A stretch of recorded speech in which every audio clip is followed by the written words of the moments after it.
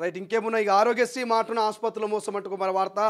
రోగులను దగా చేస్తున్న ప్రైవేటు ఆసుపత్రులు ప్యానెల్ కాకపోయినా ఎంపానల్ కాకపోయినా తప్పుడు సమాచారం తమ వద్ద ఆరోగ్యశ్రీ ఉందంటూ శస్త్రచికిత్సలు సర్జరీ అయ్యాక ఆ పథకంలో వర్తించదంటూ రోగుల నుంచి పెద్ద మొత్తంలో బిల్లులు వసూలు.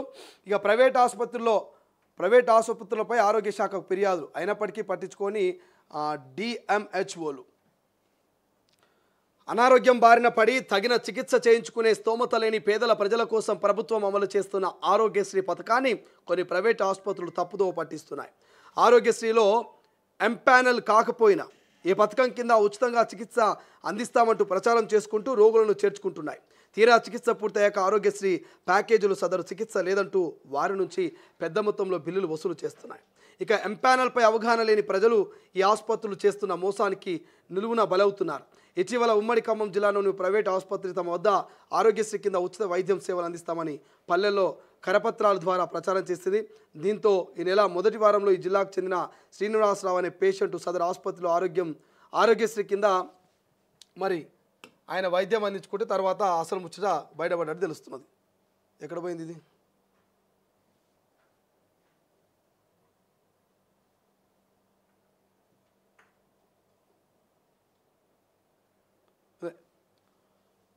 ఆరోగ్యశ్రీ మాటున ఆసుపత్రి మోసాలు కింద చేరారు. ఆర్థో వైద్యులు ఆయనకు శస్త్రచికిత్స చేశారు. అయితే డిశ్చార్జ్ సమయంలో సదరు ఆపరేషన్ ఆరోగ్యశ్రీ పరిధిలోకి రాదంటూ 69,000 బిల్లు వేశారు. దీంతో మోసంపై ఇక బాధితులు జిల్లా అధికారులకు ఫిర్యాదు చేశారు. ఉమ్మడి నల్గొండ జిల్లాలో కూడా కొద్ది నెలల క్రితం ఇదే తరహా ఘటన జరిగింది.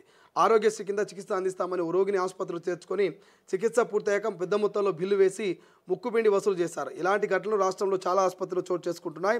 ఈ ఆసుపత్రులు స్థానికంగా ఉండే ఆర్ఎంపీ పిఎంఎంపీలు సహకరిస్తున్నారని, కొన్ని చోట్ల వారే స్వయంగా రోగుల్ని ప్రైవేట్ ఆసుపత్రికి పంపి కమిషన్లు తీసుకుంటున్నారనే ఆరోపణలు సైతం వస్తున్నాయట. సో ఆరోగ్యశ్రీ అనేటువంటి పథకం మీ అందరికీ తెలుసు. వైఎస్ రాజశేఖర రెడ్డి హయాంలో ఆరోగ్యశ్రీ అనేది నిరుపేదల ఆరోగ్యం కోసం తీసుకొచ్చారు, నిరుపేదల ఆర్థిక భారాన్ని తగ్గించడం కోసం తీసుకొచ్చారు. మరి అటువంటి ఆరోగ్యశ్రీకి సంబంధించి కొన్ని పర్మిషన్ లేకుండానే కొన్ని ఆసుపత్రుల్లో ఎంపానల్కి సంబంధించి మరి ఎటువంటి పర్మిషన్ లేకుండానే ప్రభుత్వం దగ్గర మేము పర్మిషన్లు ఉన్నాయి, మేము ఆరోగ్యశ్రీ కింద ఉచితంగా అన్ని రోగాలకు వైద్యం అందిస్తామని చెప్పేసి మరి ప్రజల్ని మోసం చేస్తూ డబ్బులు వసూలు చేస్తున్నటువంటి కథనం మనకు కనబడతా ఉంది. సో దయచేసి ఈ ఎంపానల్ కాకపోయినా అంటే రోగులకు ఉచితంగా వైద్యం అందించడం అంటే ఎంపానల్ అంటే ప్రభుత్వం నుంచి ఒక అనుమతి తీసుకొని ప్రభుత్వానికి సంబంధించినటువంటి పూర్తి పర్మిషన్లతోటి నడిపించాల్సినటువంటి బాధ్యత ఉంటుంది. సో ఎటువంటి ఎంపానల్ లేకపోయినా తప్పుడు సమాచారం ప్రజలకు ఇచ్చి కరపత్రాలతోటి మరి ప్రజల్ని ఫస్ట్ ఆసుపత్రికి తీసుకురావాలి, ఏదో ఒక ఆపరేషన్ చేయాలి, ఆపరేషన్ తర్వాత 70,000 80,000 అని బిల్ వేయాలి. ఏం సార్ మొదట ఆరోగ్యశ్రీ అంటారు ఫ్రీగా అంటారు అంటే ఈ సర్జరీకి మరి ఆరోగ్యశ్రీ వర్తించదు. For example kidney stone operation ఉన్నది, ఆ ఆపరేషన్ ఆరోగ్యశ్రీ కింద అవుతుందని ఆసుపత్రికి తీసుకురావాలి, ఆపరేషన్కి ₹1,00,000 బిల్ వేయాలి, మరి ₹1,00,000 కట్టాలి. ఏం సార్ ఆరోగ్యశ్రీ కింద అవుతుంది అంటారు కదంటే కాదని చెప్పాలి. ఎందుకంటే సామాన్యులు కదా, వాళ్ళు ప్రశ్నించరు. ఇక ఎవరి దగ్గరికి పోయి కంప్లైంట్ ఇయ్యారనేటువంటి ఒక నమ్మకం ఈ కార్పొరేట్ హాస్పిటల్లకు కింద ఉన్నటువంటి ఆర్ఎంపీలు ఈఎంపీలు ఉంటారు కదా, వాళ్ళందరూ డాక్టర్లు ఇక మరి కమిషన్ల రూపంలో పేషెంట్ను పంపించాలి, కమిషన్లు తీసుకోవాలి. ఇట్లా దందా కొన్ని ప్రైవేటు దవాఖానాల్లో జరుగుతున్నట్టు. దయచేసి ప్రజలు చైతన్యవంతులుగా మీరు ఆలోచించాలి. ఏదైనా ఆసుపత్రికి పోయినప్పుడు ఆరోగ్యశ్రీ ఖచ్చితంగా వర్తిస్తుందా అని 1-2 సార్లు అడగాలి. ఇటువంటి మోసాల గురించి మీరు వాళ్ళని ప్రస్తావించాలి. మీకు ఎంపానల్ ఉన్నదా లేదా, ఒకవేళ ఎంపానల్ లేకున్నా కూడా ఉన్నదని చెప్పేసి చాలామంది మోసాలు చేస్తున్నారు.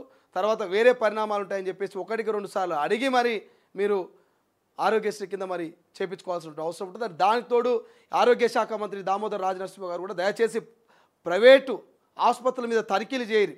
ఈ ఎంపానల్లో లేకున్నా ఆరోగ్యశ్రీ ఎట్లా పెడుతున్నారని మరి అటువంటి హాస్పిటల్ని క్లోజ్ చేసే ప్రయత్నం చేయండి, వాటిని సీజ్ చేసే ప్రయత్నం చేయండి. ఎందుకంటే మరి కొన్ని ప్రైవేట్ ఆసుపత్రులు చేసేటువంటి తప్పిదాల వల్ల పాపం నిరుపేదలు ఆరోగ్యశ్రీకి పోవాలంటే భయపడుతున్నారు.